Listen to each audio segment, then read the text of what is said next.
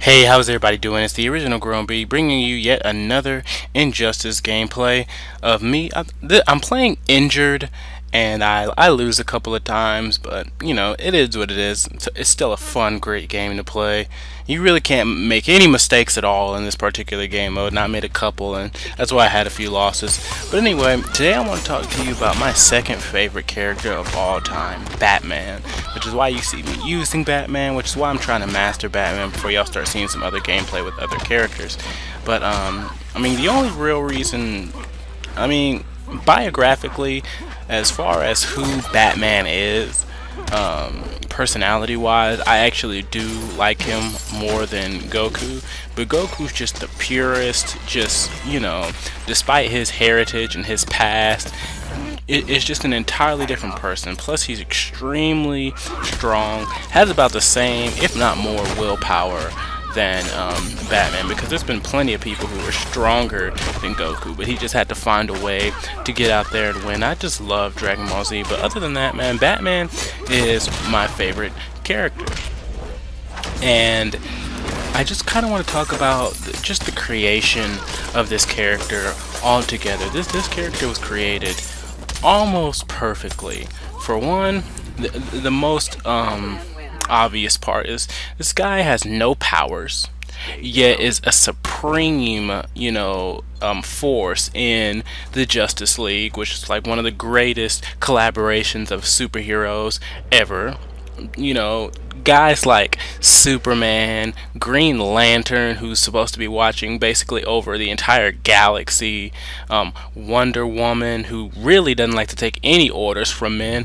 All of these people are listening to Bruce Wayne, and it just goes to show that his character represents everything that you really need to be successful: strong will, intelligence, education, you know, just and money. He inherited money and didn't blow it. So he was able to pretty much be a economic force in Gotham, and he traveled all around the world learning all different types of martial arts so that nobody could whoop him. And he just got to the point where he's like, he wants to do right. And his philosophy, which is what I want to talk about today, and I'm going to tie that into the death penalty if I can at the end of this video. He doesn't use guns, mainly because his parents were killed by a, you know, punk with a gun, and he doesn't kill. He doesn't consciously make the decision to take someone's life. And his reasoning for that is, if I go out and I kill you, or if I kill these guys, if I kill these, you know, these criminals, I would be lowering myself to their standards. And I remember in probably the best Batman animated movie I've seen, which is Under the Red Hood, Jason Todd, the second Robin, is killed by the Joker. And Jason Todd's brought back to life by that guy who has a pit of youth or something like that. So he comes back, and he's angry, and he kind of takes over the role of he's kind of Batman. He deals with crime, but he deals with it in his own kind of anti-Batman kind of way. And so Batman and him finally, you know, go at it. Batman realizes who Jason Todd is, and Jason Todd says to him, man, I know that you don't want to kill people like Penguin and the Riddler. I know you don't want to kill people like, you know, Harvey, and he's referencing Two-Face.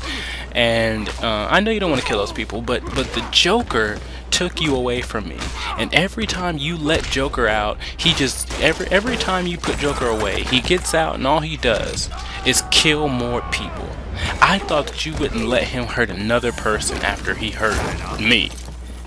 And man, that made me think, man, he's right.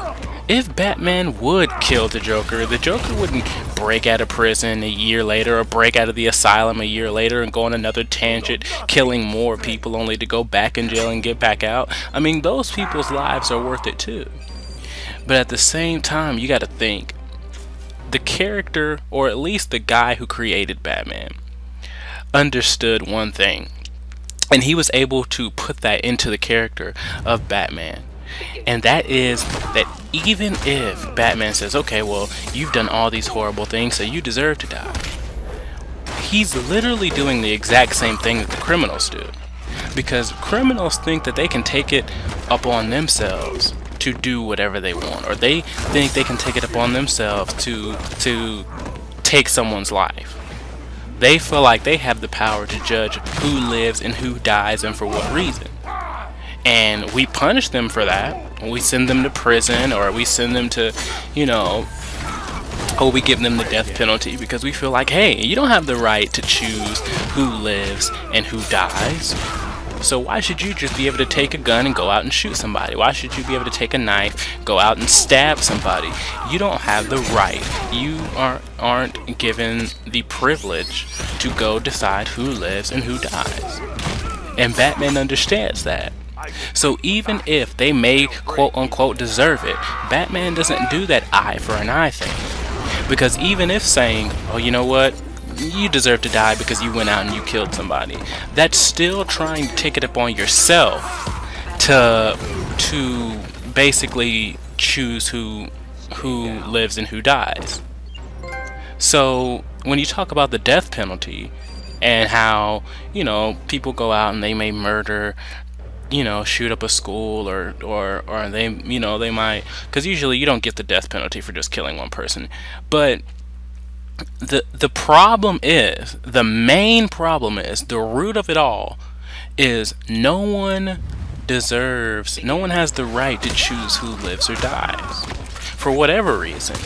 Now you may think that your reason is better than someone else's reason, but that doesn't mean that it is.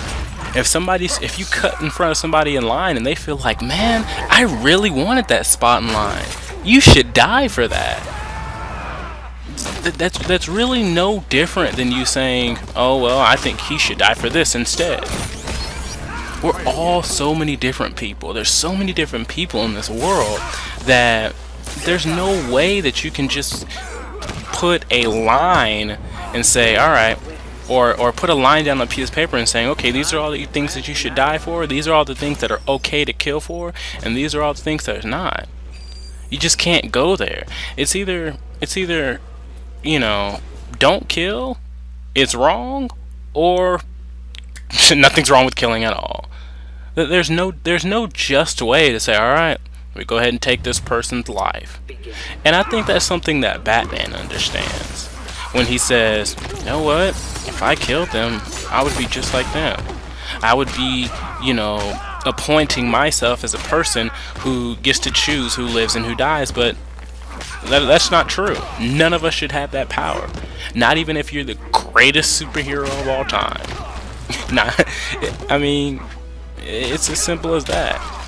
Another thing that I love about the Batman is, man, he has to deal with the Joker. Boy, he has to deal with the Joker. The Joker is the greatest villain of all time because he is just like Batman, but in a crazy ass way. I feel like if the Joker or Batman had any powers, boy, that would be crazy. The Joker would be unstoppable even if he had the power level of, like, I don't know, Frieza. And you know how Frieza's not even a threat, you know, halfway through Dragon Ball Z. But, I mean, the fact that he's just a normal guy, and the fact that Batman's just a normal guy. But that's the conclusion I've come to about the philosophy of Batman. Honestly, it is Batman who just kind of changed my opinion on the death penalty, and I think that's kind of weird. But I mean, it is what it is. At the end of the day, none of us have that choice. None of us have that right to decide, you know what, this is what you should die for, this is what you should be able to be murdered for, and these aren't good reasons. So, I don't know. This is just another little random commentary that I just decided I wanted to throw out about one of my favorite characters of all time. Let me know what you think. Get in that comment box. And the original Grown B will see y'all later. Thanks for your time.